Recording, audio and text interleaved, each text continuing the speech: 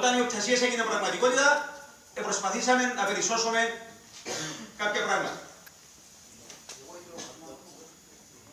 Ο πρώτος ανάφερε νομικά μέτρα. Έχει εδώ και 1,5 χρόνο που λέμε νομικά μέτρα, γιατί αυτή τη στιγμή οι οποιασδήποτε αποκοπές παραβιάζουν το Σύνταγμα, το Διεθνές και το Ευρωπαϊκό Δίκαιο. Κάποιοι ήταν ικανοποιημένοι ότι ο φίλος μας ο Χατζηπέτρου, ο οποίος μας ξεπουλά με την ανοχή μας και ενώ έχουμε καταθέσει πρόταση να τον καταγγείλουμε, κάποιοι τον εκανίκασαν και έλεγαν ότι οι προσφυγές του Χατζηπέτρου που δεν ξέρουμε το περιεχόμενό τους μας καλύπτουν. Διότι, συνάδελφοι, αυτή τη στιγμή η νομική προσφυγή είναι το μοναδικό ανάγχωμα το οποίο έχουμε.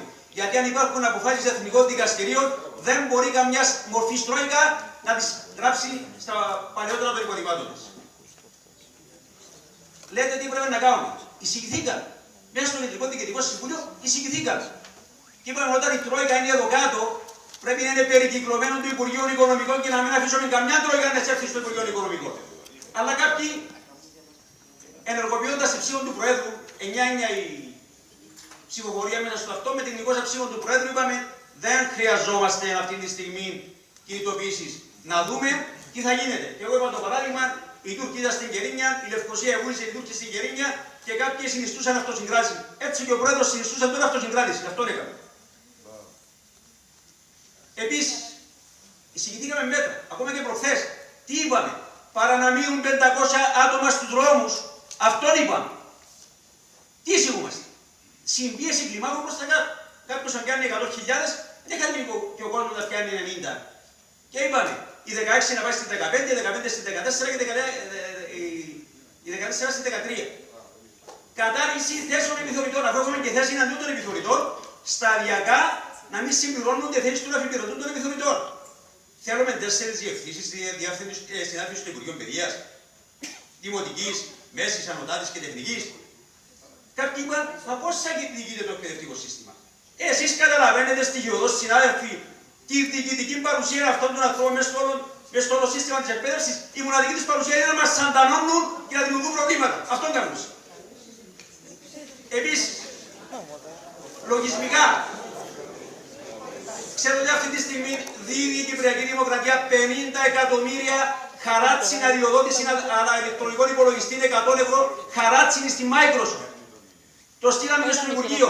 Κόψετε αυτά τα λεφτά για να εργοδοτηθεί κόσμος. Τίποτε.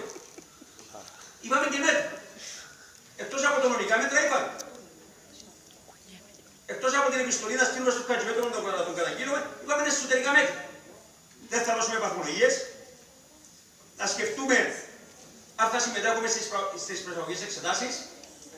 Αποχή από όλες τις εξωδιδακτικές δραστηριότητες. Και είπαμε και το 1 του Σεπτέμβρη, τι να γίνει. Να καλέσουμε τους εκπαιδευτικούς συνάδελφοι, διευθυντές, προγραμματιστές, να βγει ορολόγιο πρόγραμμα με βάση την κατανομή που θα είχαμε κανονικά την 31η του Αυγούστου.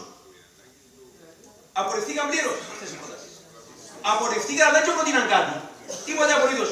Υψώσαμε τα χέρια και αυτή τη στιγμή κατόπιν εορτής τρέχουμε έξω από τα Υπουργεία, τρέχουμε έξω από τις δουλειές. Να κάνουμε τι. Να προλάβουμε τι, συνάδελφοι. Λοιπόν, επειδή και σήμερα δεν έχει κατατεθεί για πρώτη φορά, για δεύτερη νομίζω, δεν μας έφεραν απολογισμό του Κεντρικού Διοικητικού Συμβουλίου. Θα το συζητήσουμε εντός του Κεντρικού Διοικητικού Συμβουλίου. Ανάμενα ότι ο Πρόεδρος θα υπέβαλε την παρέτηση του σήμερα και θα μας εγκαλούσε και εμάς να το πω γιατί αποτύχαμε, συνάδελφοι. Αυτή τη στιγμή στοιχειοδός δεν ανταποκριθήκαμε σε αυτό το οποίο θέλει η βάση. Να τους προστατεύσουμε από τις σφαγιαστικές αποκοπές που έχουν καρατομήσει όχι μόνο τους εκπαιδευτικούς αλλά και όλους τους εργαζόμενους. Ιατροφαρμακευτική περίθαλψη ήταν από και μια άλλη ιστορία. Ενώ πριν μερικά χρόνια λέμε για την ιατροφαρμακευτική περίθαλψη σε ένα συνολικό νομαδικό σχέδιο που σήμερα κατά κάποιο τρόπο ανεπαίσθητα θα μας αγγίζει. Τελειώνω, δεν χρειάζεται να μιλάμε. Λοιπόν, είπαμε επίσης και για το δημοψήφισμα, επειδή νοσεί τα συλλογικά όργανα της ΟΕΡΜΕΚ να βγάλουν αποφάσεις, είπαμε κάποιες προτάσεις να τις πάρουμε στην βάση υπό τη μορφή του δημοψηφίσματος να αποφασίσει ο κλάδος. Και κάτι για την ΕΤΟΥΣΕ και τελειώνω γιατί αισθάνομαι ιδιαίτερη ευαισθησία. Επειδή ο φίλος ο Κώστας ο Φαγιστές είναι μου και μίλησα και εγώ με τον Σερέα Λεβέντο, όχι τον Λεβέντο αυτό, στείλα email, επάθαμε συντριβή στην ΕΤΟΥΣΕ.